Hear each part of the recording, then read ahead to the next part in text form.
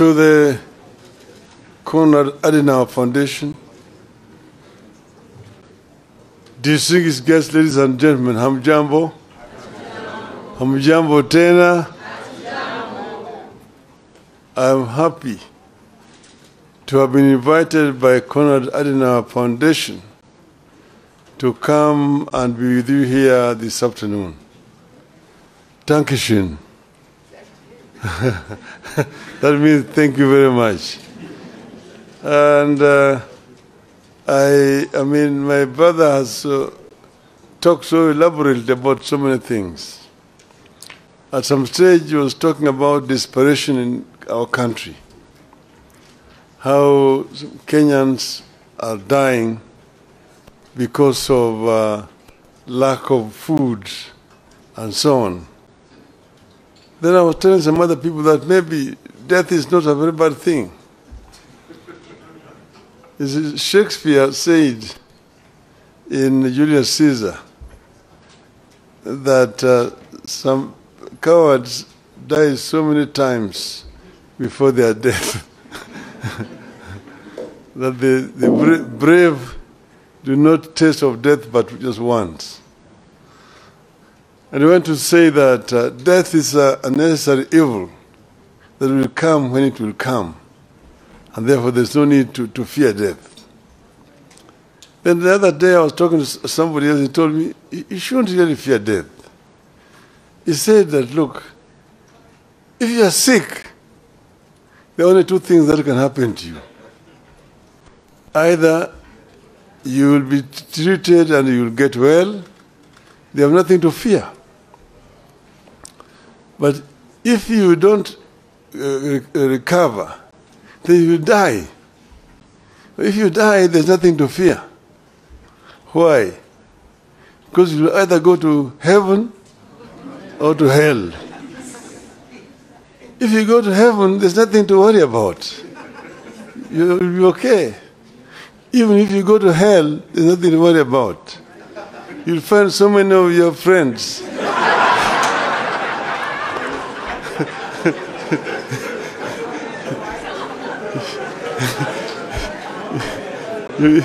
So spend a long time just greeting them. How are you? How have you been here? Before your time for the fire comes.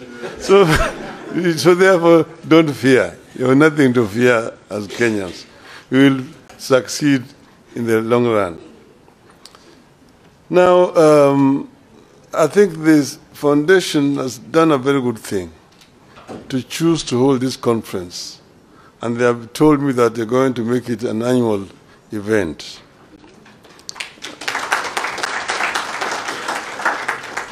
So it is my real pleasure to speak to this distinguished audience at a time the country is undergoing profound challenges with no end in sight.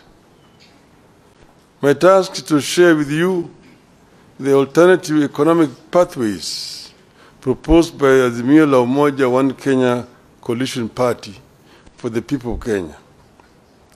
I will do that with pleasure. But before I do that, let me thank the Konrad Adenauer Foundation, Stiftung, as it's called in German, for putting together this conference on the subject of transforming a nation. It is proper that a foundation that bears the name of the man who presided over the reconstruction of Germany after the Second World War should get us together so that we can discuss our own reconstruction. I happen to have been in Germany during its days of reconstruction and transformation, and I can say two things without fear of contradiction. First, transforming a nation takes hard, dedicated, and honest labor of leaders and citizens.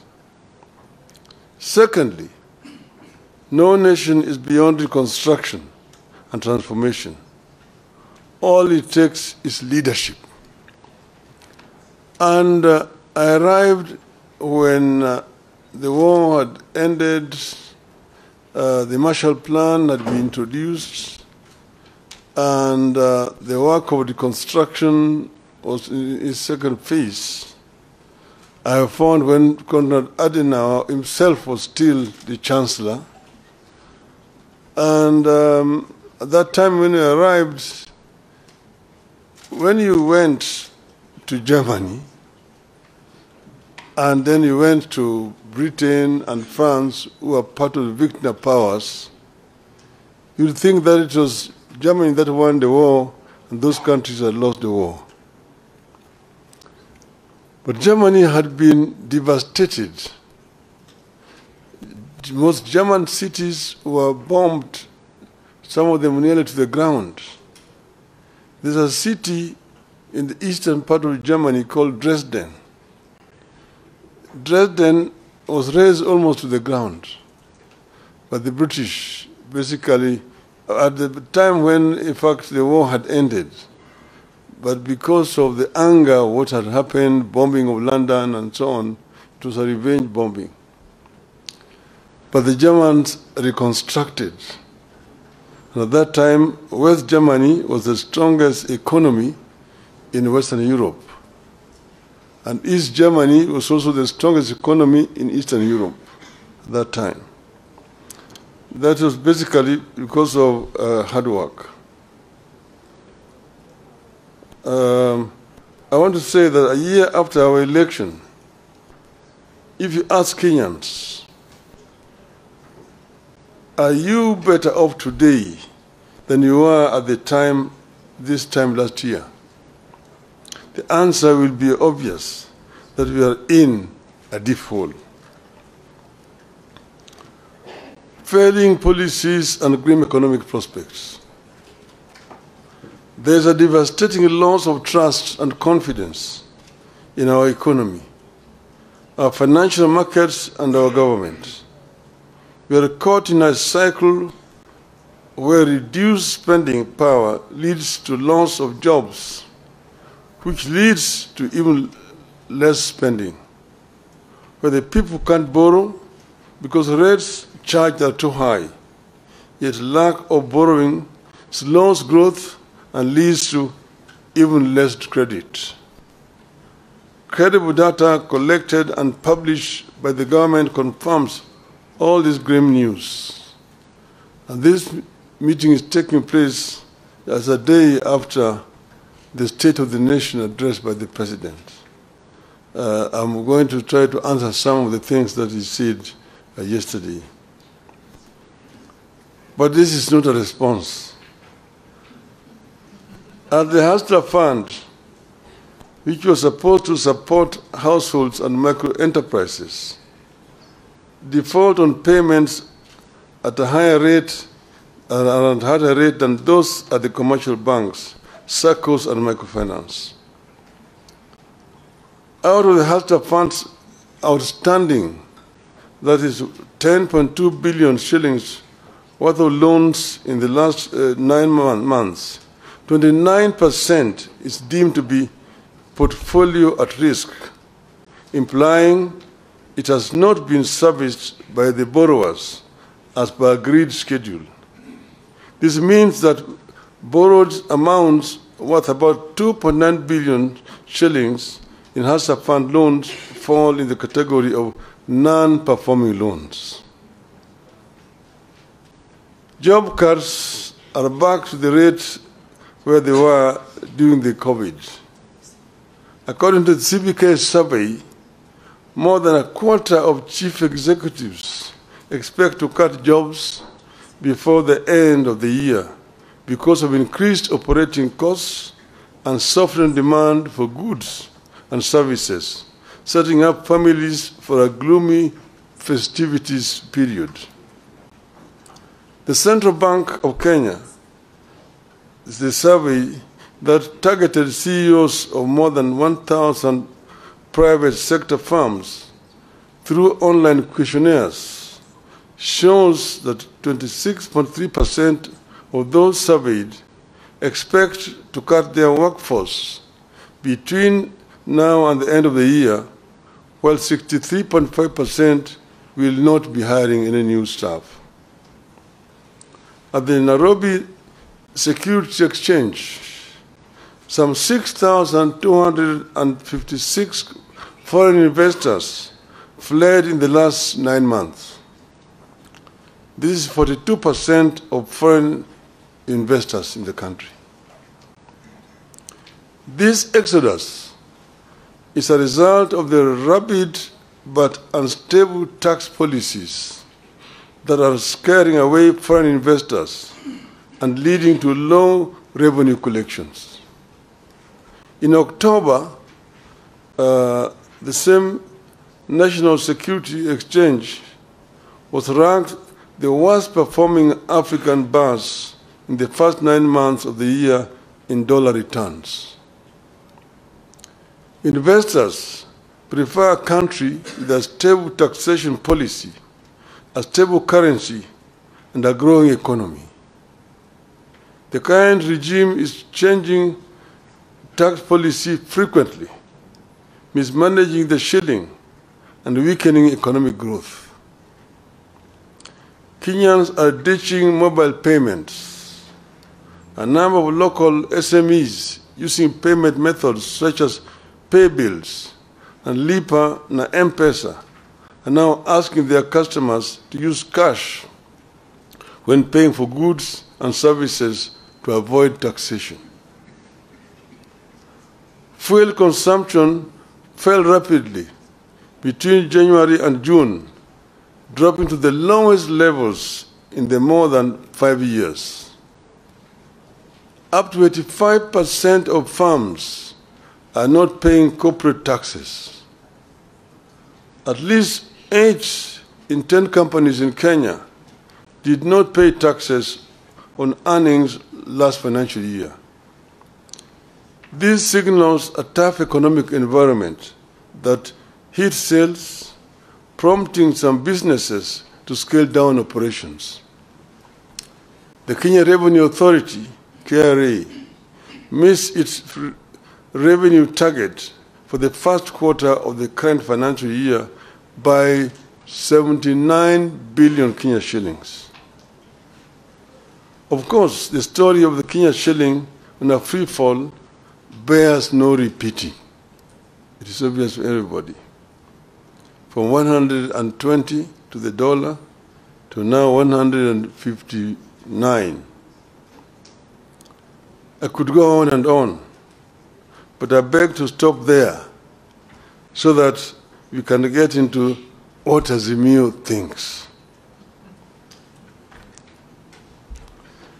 The fact is, many Kenyans are both anxious and uncertain of what the future holds. The country is going through a recipe of policy mistakes, failures, and shortcomings served in an authoritarian, paternalistic leadership style. Nobody in government cares about building broad public support around these programs. Everything is forced down everyone's throats. In the run-up to 2022 election, we warned that the sectors of every economy are intertwined, and you cannot benefit one sector by denying the other. We warned that Kenya Kwanza was never going to help the hustlers by robbing the rich and the middle class. In the wake of the Finance Act of 2023, we warned that no nation can ever tax its citizens into prosperity. We are concerned that it is getting too late to change the course. We fear that consequences of the foundation laid in the first year of this administration could linger for years if nothing is done. Our country could lose the competitive edge that it has always had in the region and sub-Saharan Africa. This bad situation could easily get out of hand. What is to be done? For us in Azimio, reduction in the cost of living is a priority economic imperative. This will be achieved by providing some basic relief to citizens, including reduction of taxes and stimulating production.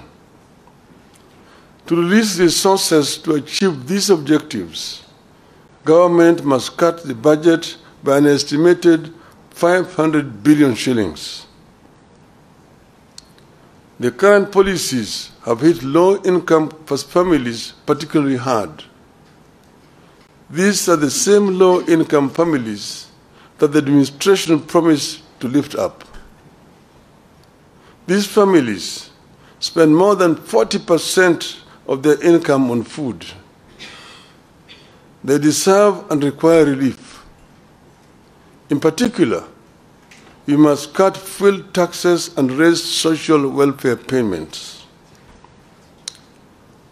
At this time of duress, we demand tax cuts, not increases. Kenyans need to see their taxes go down, not up. We believe the current taxation regime is not sustainable. We warned at the beginning that beyond a certain point, increasing taxes leads to lower collection. It has become real as Kenya Revenue Authority misses one revenue target after another. Tax on fuel is up, but fuel levy collection is down. We were doing this as a result of our experience when we formed government under NASA. Under NASA, we found an economy that was stagnant, and the growth was negative. Revenue collection was very low, and the Paris Club had actually clamped down on the government. So the government was actually just limping. And when we came into government, what we did was to address the two sides of the balance sheet, income and expenditure. We found out the government was collecting 200 billion shillings of all that was being collected. We looked at the sources of revenue, customs duty, income tax, the VAT, and so on. And then the other side, expenditure, how they were procuring. You looked at revenue officers, those officers in the customs, in the income tax department, in the VAT, and procurement officers in all the ministries. They were the boys in town. They're the ones who are buying apartment blocks in town, the ones who are driving the latest models of cars, Mercedes, Toyota, what have you. They're the ones who are building castles in rural areas. They're the ones who are building high-rise buildings in village markets.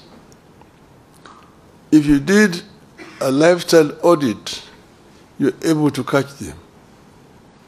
And we did lifestyle audits and caught very many of them.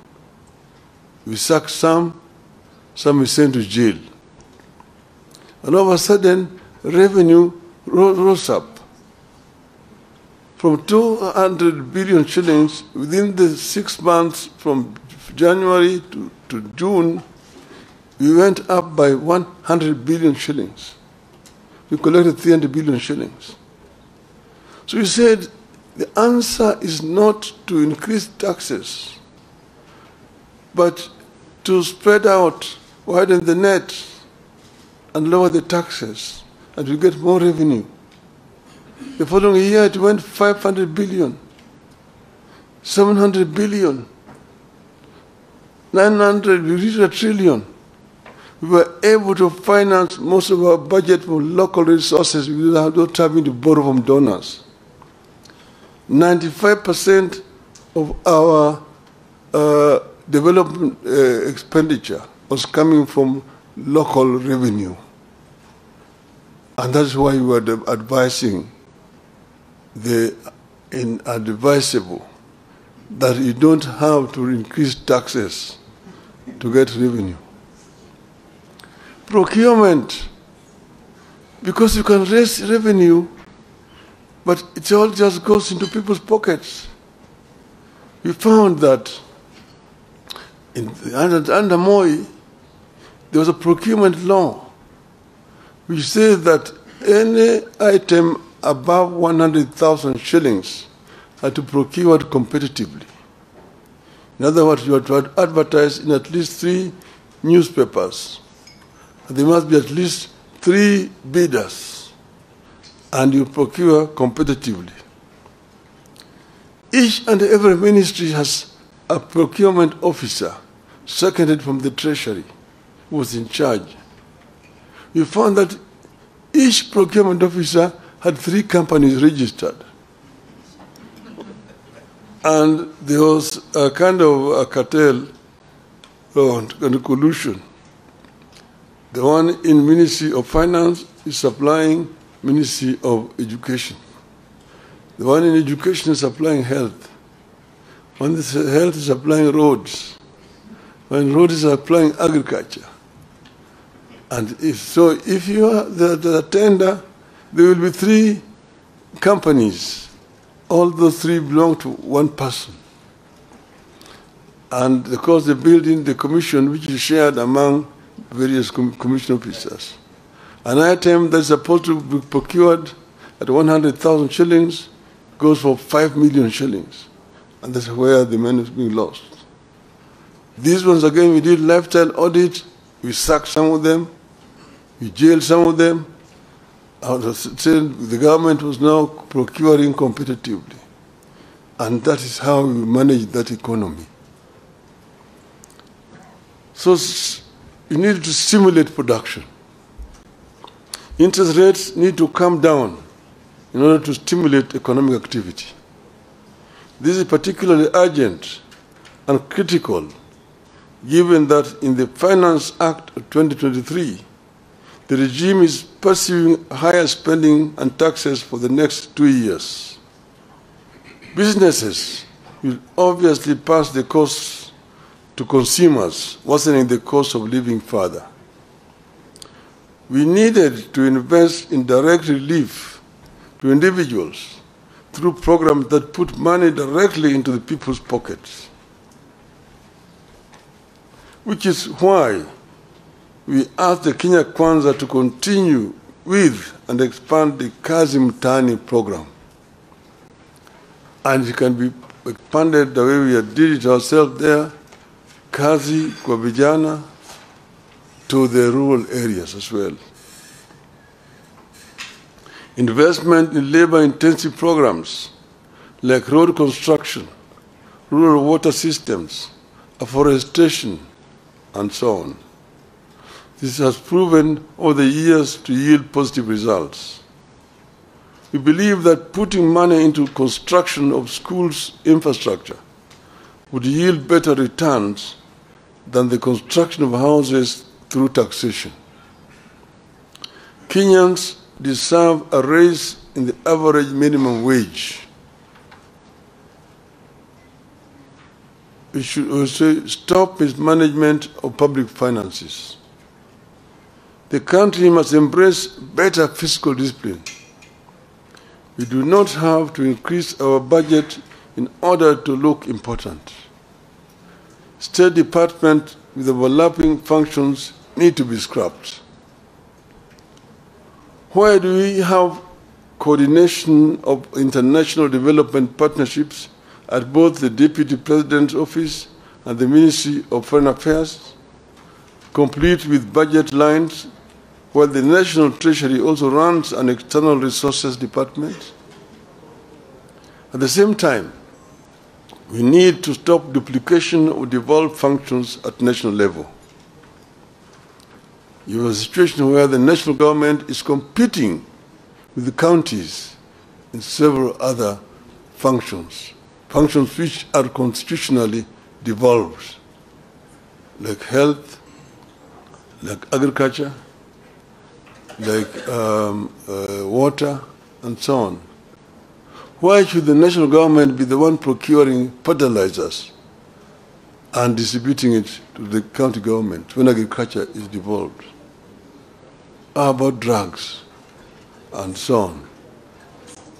A few weeks ago, the Controller of Budget told the country that the National Treasury over-budgeted salaries of state officers, including hers, by 3 times, leading to the loss of over 1 billion shillings.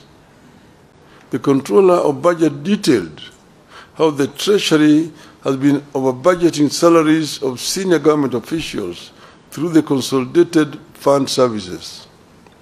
So far, nobody has been made to bear responsibility for this budgeted corruption. We know very well that regional authorities duplicate county functions. Where do we retain them? Complete with budgets. To those doubting Thomases within the regime, these measures above will release the estimated 500 billion shillings required to bring back the economy on an even keel. Realistic debt management. Currently, Kenya is caught in a debt rut where it has resorted to borrowing more to repay debt. It makes no sense to us to borrow more to repay debt when debt is already too high. It amounts digging when you're already in a deep hole. Our position is that the National Treasury ought to ask creditors to push up payments falling due to a future date rather than keep paying it. This is what people do when they have a crunch in their finances, but know they can pay later when their income is higher. Rescheduling debt is not at the same time as the same thing as debt default. People default when they are bankrupt. Kenya is not bankrupt. Kenya should not default. By rescheduling debt payments falling due, the government can forgo punitive taxes and create room for critical social and economic spending. In conclusion, 1 year on since the inception of new government, this is the time to reset the economic policy broadly. And you're not going to set this broadly by mere rhetorics, by talking and making promises to the people, empty promises. The effectiveness of government by key initiatives, including the Hatta Fund, should be reviewed by a forum comprised of the government, political parties, the business community, and the civil society. This is what should be happening. And if this happens, we will be able to come up with proper solution to the problem that we are facing today. The government today is living in denial. If you listen to the State of the Nation address yesterday, if you were talking to some people who are living in planet Moon, you are not being realistic to problems confronting this country. And these problems must be confronted frontally, not by trying to give diversions here and there. We have said today that the cost of living is real and is killing the people. It has to be addressed if you are going to actually relieve the plight of the people of this country. This is our position as Azimio. Now, finally, Madam, you've written there, Raila Odinga ran for presidency 5 times and lost 5 times. In other words, and each time he complained that he did not lose. I accepted losing elections in 1997.